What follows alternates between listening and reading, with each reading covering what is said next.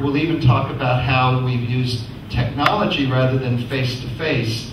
But I think for most of these contexts, the projects will be a bit like the projects we've been doing in China, which are local face-to-face one-day projects. But by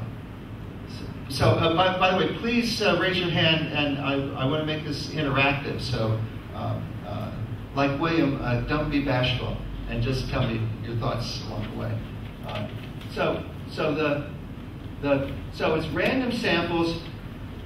Sometimes we have control groups, but on these issues, there's the reason to have control groups for publication purposes, I don't think are necessary for many projects where it's not the case that the rest of the population would be changing.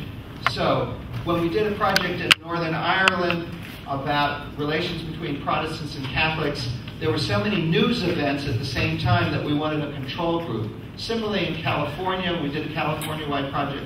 We wanted a control group as well. But for most projects that are not big in the news or where there are big events that might be affecting the process, we want to know. We have no problem determining that it's the discussion and how people become more informed that are changing the opinions. So you can, for most purposes, ignore the control group.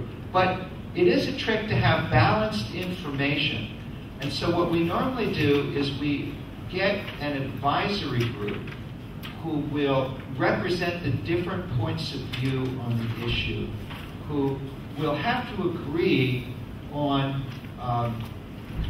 some policy options to be put before the people and balanced information about that. And sometimes that's rather hard, but usually after you discuss the issue at some length, even people who disagree about what should be done can agree that the information is accurate and these are the key arguments on either side to consider.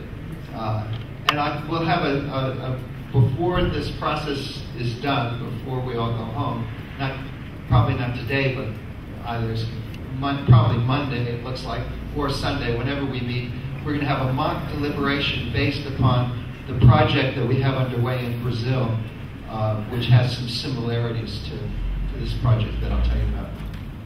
But what we have is balanced information, small group deliberation with trained moderators. And we have an easy module for training the moderators, which we'll review, and we're going to have a mock deliberation before we're done. But we usually train the moderators just before the event, so that the materials are fresh in their mind. But by the way, the moderators are not expert on the issue at all. They just facilitate a roughly equal discussion and make sure that people aren't insulting each other and that they listen to each other. When we did the projects in Australia, the Australians play so rough that they decided to put on the board a list of things that the people had to do, and the first thing on their list was no personal insults. But we haven't found that required in most places.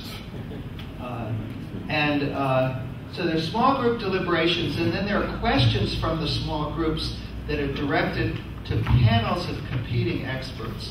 It's very important that you get experts from different points of view, because if you just have experts offering one view, then the public may well defer to the experts. But once they see that the experts disagree and they listen to the reasons why the experts disagree, then the people are free to think for themselves.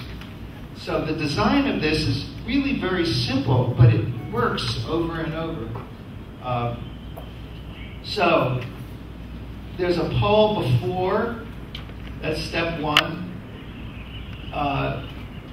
Then a random sample is recruited from that, people who take the initial survey, and we always at least have the ability to compare the people who participate in their attitudes and demographics with the people who don't participate in the later stage. So we have data to show how representative the sample is, you see.